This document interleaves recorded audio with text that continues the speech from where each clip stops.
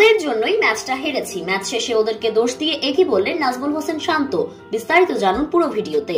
সাম্প্রতিক সময়ে বাংলাদেশের সবচেয়ে বড় চিন্তার কারণ ব্যাটিং। চ্যাম্পিয়ন্স ট্রফিতে এসেও পাল্টায়নি টাইগারদের ব্যাটিং এর সেই চিত্র। টপ অর্ডার ব্যর্থতায় ৩৫ রান তুলতেই ৫ উইকেট হারায় বাংলাদেশ। সেই ধ্বংসস্তূপে দাঁড়িয়ে সেঞ্চুরি করেছেন তাওহিদ হৃদয়। তার ক্যারিয়ার সেরা ইনিংসে লড়াইয়ের পুঁজি পায় দল।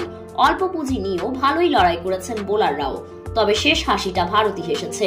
দলের হয়ে সর্বোচ্চ ১০০ রান করেছেন হৃদয়। তাছাড়া 50 পেয়েছেন জাকির। এদিকে ম্যাচ শেষে উপস্থাপকের প্রশ্নের জবাবে নিজেদের ব্যর্থতার কথা স্বীকার করে শান্ত বলেন, প্রথমে আমরা টস জিতে ব্যাটিং করতে নেমে টপ অর্ডার ব্যাটিং এ বড় ধাক্কা খাই। সৌম্য ফিরে যাওয়ার পর আমি নিজেও ব্যর্থ হয়েছি। এরপর মিরাজ মুশফিক ভাই আউট হওয়ার পর আমরা চাপে পড়ে যাই। তবে হৃদয় ও জাকের আলী অসাধারণ ব্যাটিং করেছে। তারা দলকে সম্মানজনক স্কোরে দাঁড় করিয়েছে। তবে জাকের আলীর ইনিংসটা আরেকটু বড় করতে পারলে হয়তো ফাইট করার মতো একটা স্কোর পেতাম।